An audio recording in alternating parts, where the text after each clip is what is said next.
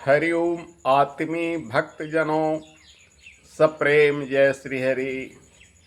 आज का प्रसंग है ईश्वर एक है, लेकिन उन्हें अनेक नामों से पुकारा जाता है।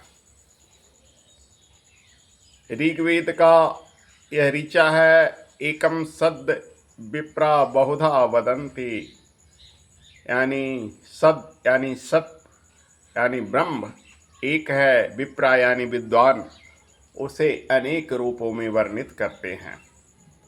चाहे राम कहिए, कृष्ण कहिए, ब्रह्मा विष्णु महेश कहिए, सब एक ही हैं। शिवानंद का आरती आप नित्य श्रावण मास में गाते होंगे। ओम जय शिव ओंकारा, भज शिव ओंकारा। इसमें आता है प्रणवावक्षर में अंकित ये तीनों एका, यानी ब्रह्मा विष्णु सदाशिव जानहि अविवेका। यानी ब्रह्मा विष्णु सदाशिव ये तीनों को अलग अलग अविवेका माने बुद्धिहीन लोग जानते हैं। प्रणवा अक्षर यानी ओंकार में मध्य ये तीनों एका, यानी ओंकार के अंदर ये तीनों एक ही हैं। अ ओ मा तीन वर्णों से ओंकार बना है, तो ये ब्रह्मा विष्णु महेश का संयुक्त रूप है। दुर्गा सप्तशती भी बताता है कि या देवी सर्वभूतेषु मातृरूपेण संस्थिता, शक्ति रूपेण संस्थिता, इसी तरह से अन्य रूपेण संस्थिता, यानी सब रूप में तुम ही तुम हो। गोस्वामी तुलसीदास जी महाराज भी लिखते हैं, सिया राम में सब जग जानी, करहो प्रणाम जो रिज पानी। यानी सिया राम में इस संपूर्ण संसार है। विवेकानंद को कौन नहीं जानता है। विवेकानंद विदेश में हिंदू धर्म की ध्वजा लहराए और अपनी भाषण के लिए प्रसिद्ध हो गए कम उम्र में ही। विवेकानंद से एक बार एक विदेशी सज्जन ने पूछा कि आप हिंदुओं में बहुत सारे देवता हैं, ऐसा क्यों? तो विवेकानंद जी ने बड़ा ही सहज भाव से जवाब दिया, ये तो बहुत कम है, हमारे समझ से तो हर हिंदू के अलग अलग देवता होनी चाहिए। कहने का आशय है कि सब देवता ही देवता हैं। परम पूज्य गुरुदेव आचार्य पंडित श्री राम शर्मा जी महाराज का कथन है, मनुष्य में देवत्व को पैदा करना, यानी मनुष्य को देव बनाना। गायत्री परिवार का एक और नाम देव परिवार भी है, यानी जितने भी गायत्री परिवार हैं सब देवता ही हैं। कई कई ग्रंथों में प्राचीन काल में 33 करोड़ देवताओं की वर्णन आती है। तो कुछ लोगों की मानता है कि उस वक्त भारतीयों की जनसंख्या 33 करोड़ होगी, तो हर भारतीय देवता ही होंगे। जितने भी हिंदू हैं, सनातन धर्मावलंबी हैं, सबके सब देवता ही हैं। तो देवता ईश्वर क्या है? वो अलग नहीं हमसे, हम ही हैं। ये जीवात्मा परमात्मा का ही छोटा स्वरूप है। जैसे सुपर कंप्यूटर का चिप्स हमारे मोबाइल कार्ड में सिम कार्ड के मोबाइल में सिम कार्ड के नाम से जाना जाता है, लैपटॉप आदि में उसी का छोटा सा रूप सिम रहता है तो संचालित होता है। वैसे ही ये सिम कार्ड हमारे अंदर जो आत्मा है, परमात्मा का सिम कार्ड है। जब ये सिम कार्ड निकल जाता है तो शरीर नश्वर हो जाता है और उसकी राम नाम सत्य कर दी जाती है। यानी राम नाम सत्य है, यानी वही ब्रह्म सत्य है। जैसे सिम कार्ड निकाल लीजिए मोबाइल से तो मोबाइल का चलना बंद हो जाएगा, वैसे परमात्मा अपनी जीवात्मा को अपने पास बुला लेते हैं तो ये चलना बंद हो जाता है। तो ईश्वर एक ही हैं, उनकी एक प्रकाश, उनकी एक ज्योति हम सब में जगमगा रही है। जैसे एक दिए से हम अनेक दिए जलाते हैं, वैसे ही उस ब्रह्म का हम सभी टिमटिमाते दीपक हैं। वह प्रकाश पुंज है, हम उसकी छोटी सी प्रकाश रश्मि हैं। जैसे पावर ग्रिड से बिजली कनेक्शन ट्रांसफार्मर में जाता है और ट्रांसफार्मर से हर घर में पॉल के माध्यम से उसे भेजा जाता है, वैसे ही ईश्वर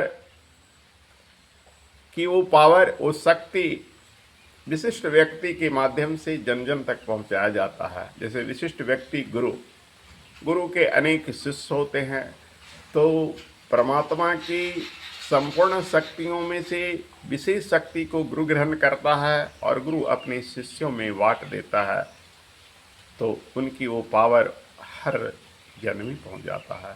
और जो परमात्मा से जुड़ जाते हैं, ईश्वर की भजन संकीर्तन में लग जाते हैं, वो सभी के सभी देवता बन जाते हैं। ऐसे भी हमारे यहाँ राजा को देवता कहा जाता है, गुरु को देवता कहा जाता है।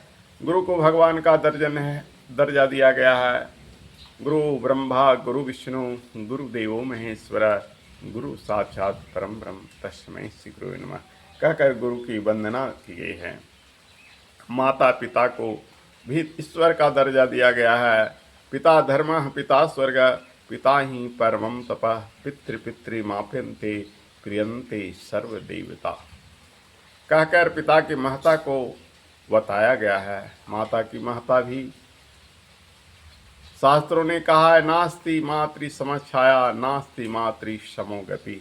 माता के समान कोई छाया नहीं, माता के समान कोई गति नहीं आदि ये सब श्लोक इन्हें भी देवत्व बताते हैं। जननी जन्मभूमि च स्वर्गादपि गरीयसी, माँ और मातृभूमि स्वर्ग से भी ऊंचा है। व्यास पीठ पर बैठने वाले हर व्यास को भी ईश्वर का ही प्रतीक माना जाता है, तभी तो उसकी सर्वप्रथम पूजा की जाती है।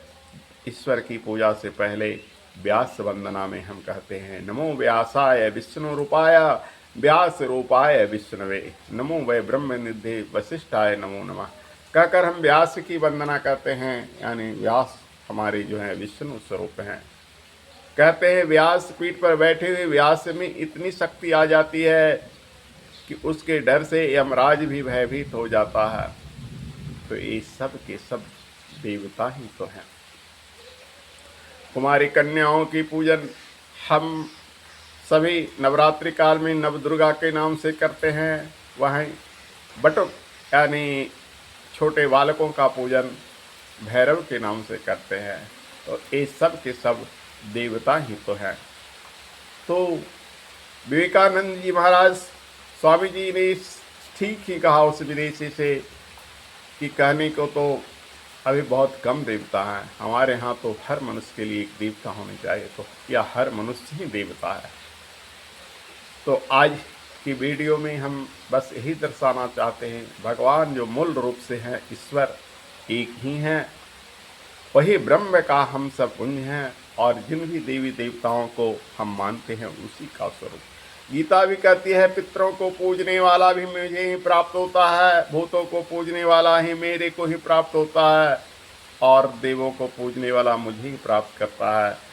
जो स्वयं मुझको पूजता है वह पूर्ण रूपे मुझे ही प्राप्त होता है। तो भगवान श्री कृष्ण की वचन भी यही कहता है, यानी पितरों को ही पूज कर वहीं जाना है, देवताओं को ही पूज कर वहीं जाना है, यानी गोलोक कृष्ण धाम, और डायरेक्ट भी पूजा करो तो वही बात है। इसीलिए तो उन्होंने अर्जुन से कहा, सर्वधर्मान परित्यज्य मामेकम शरणं व्रज अहम त्वां सर्वपापेभ्यो मोक्षयिष्यामि मा शुचः। हर जगह मत्था टेकने की कोई ज़रूरत नहीं। कृष्ण अर्जुन सखे तुम सिर्फ मुझे ही पूजो, मन मनाभव मद भक्ता मध्याजी नमस्करो। मन मनाभव मेरे में मन वाला हो, मध्य भक्ता मेरा भक्त हो, मध्याजी मानस करो। सिर्फ मुझे ही नमस्कार करो। हर जगह गली कुची हर ईटे पत्थर को नमस्कार करने की कोई जरूरत नहीं, जो डायरेक्ट उस पर ब्रह्म को नमस्कार, क्योंकि सारे के सारे तो उसी का स्वरूप है। तो कहने का मतलब है ईश्वर एक है, उन्हें जिस नामों से पुकारो कोई फर्क नहीं पड़ता, वह तो वही है, ईश्वर ही है, और भी जो है सब उसी का स्वरूप है। हरि ओम।